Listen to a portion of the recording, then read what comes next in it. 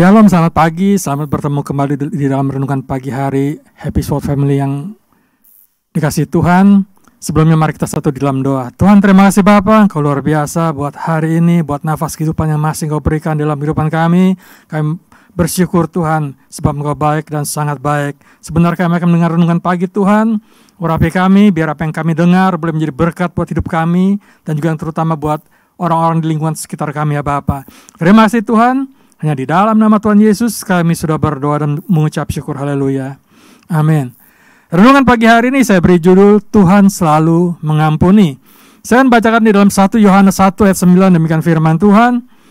Jika kita mengaku dosa kita, maka Ia adalah setia dan adil, sehingga Ia akan mengampuni segala dosa kita dan menyucikan kita dari segala kejahatan. Yang pertama, kenapa Tuhan itu selalu mengampuni? Karena Tuhan itu selalu baik. Dan gak pernah juga ada orang yang katakan bahwa Tuhan itu tidak baik. Orang yang tidak mengatakan tidak baik adalah orang yang tidak pernah bersyukur akan setiap kebaikan Tuhan. Kalau kita renungkan dalam kehidupan kita sehari-hari, dari kita lahir sampai hari ini, kalau kita mau menghitung-hitung kebaikan Tuhan itu gak ada habis-habisnya. Mungkin kalau kita tulisin juga gak pernah bisa selesai. Tuhan selalu baik, Dia akan selalu mengampuni setiap dosa-dosa kita.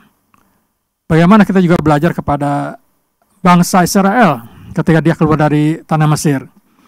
Bagaimana itu bangsa Israel setiap hari melihat mujizat Tuhan, setiap hari melihat kebaikan Tuhan, tapi mereka selalu membuat Tuhan itu kecewa. Tapi apakah Tuhan tidak mengampuni? Enggak.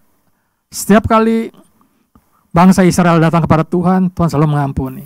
Selama 40 tahun, diampuni, dia berbuat dosa lagi. Diampuni, dia berbuat dosa lagi. Tuhan selalu mengampuni. Batasnya sampai di mana? Sampai akhir nafas hidup kita. Tuhan, sampai nafas akhir hidup kita, Tuhan selalu mengampuni. Kecuali nafas kita sudah habis, selesai sudah. Tuhan selalu baik. Yang kedua, Tuhan akan mengampuni kita kalau apa? Mengaku dosa kita. Mengapa orang tidak bisa diampuni? Karena mereka tidak mau mengakui dosanya. Karena dia tidak mau datang kepada Tuhan.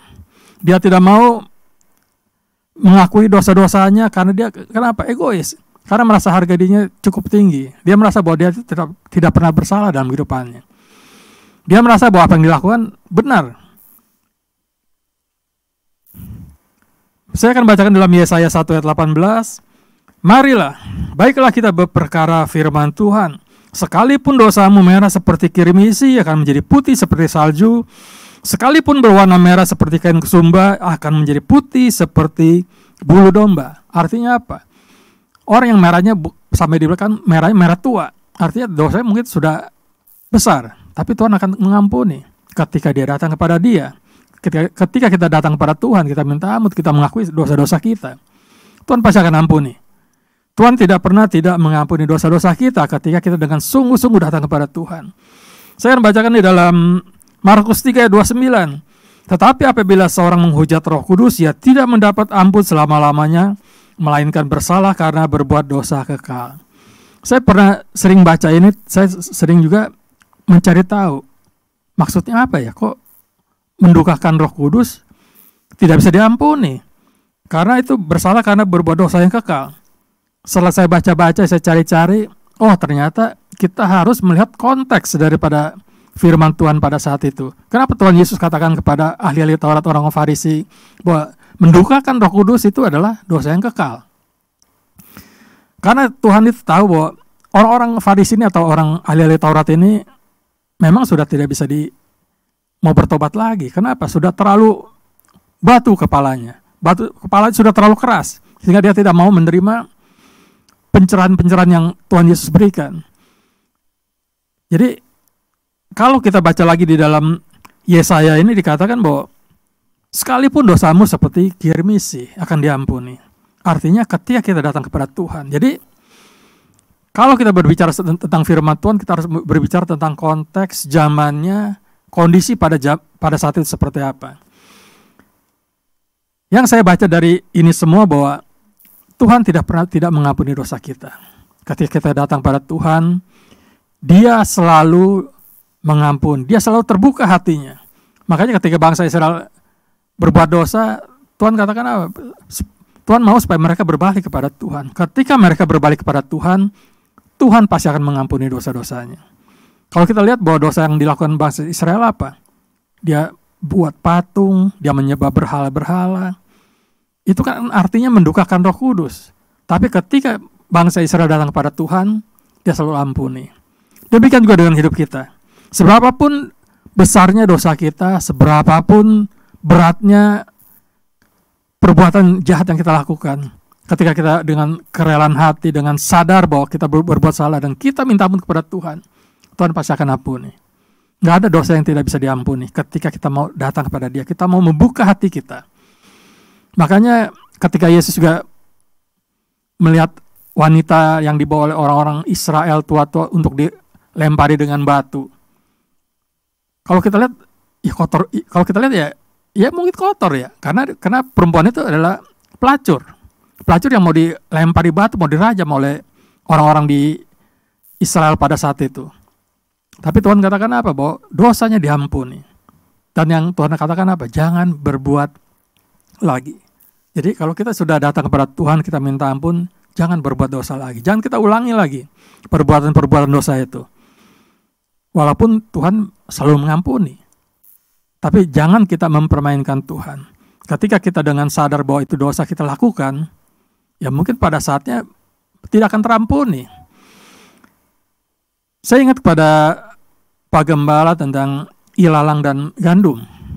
Dikatakan bahwa gandum dan ilalang bertumbuh bersama. Ketika saat menuai, gandum dikumpulkan, ilalang dikumpulkan, dan ilalang itu dibuang di api. Memang dalam konteks saat itu memang ilalang ini memang sudah tidak bisa diperbaiki lagi. Tapi kalau menurut saya yang saya baca bahwa ketika ilalang itu juga dia akan tetap seperti ilalang adalah tetap ilalang, gandum adalah tetap gandum. Tapi ketika ilalang itu mau bertobat, mungkin ilalang itu tidak akan dibakar, bisa dipergunakan untuk sesuatu yang lain. Bisa dipergunakan untuk makanan ternak, untuk dipergunakan sesuatu yang berguna. Jadi segala sesuatu tidak ada yang tidak mungkin. Ketika kita datang pada Tuhan, Allah yang sumber berkat, Allah sumber kasih itu, Dia akan memberkati hidup kita dengan berlimpah. Ketika kita datang pada Dia, kita mengaku dosa kita tunduk di hadapan Tuhan. Tuhan akan memberkati hidup kita.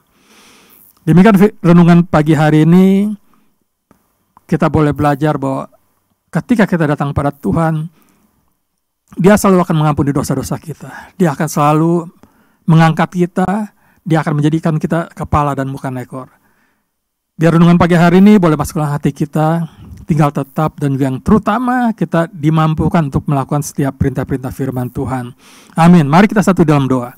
Tuhan, terima kasih Bapak, Engkau luar biasa buat pagi hari ini, buat renungan pagi hari ini Tuhan, bahwa Engkau luar biasa, Engkau Allah kami yang penuh dengan kasih, Allah Engkau adalah Allah yang penuh dengan belas kasihan ya Bapa. Terima kasih Tuhan, ketika kami datang kepadamu, Engkau akan mengampuni segala dosa kami, dan Engkau akan memberkati hidup kami hari lepas hari dengan berkelimpahan. Terima kasih Bapa, Engkau luar biasa.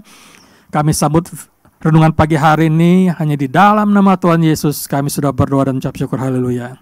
Amin.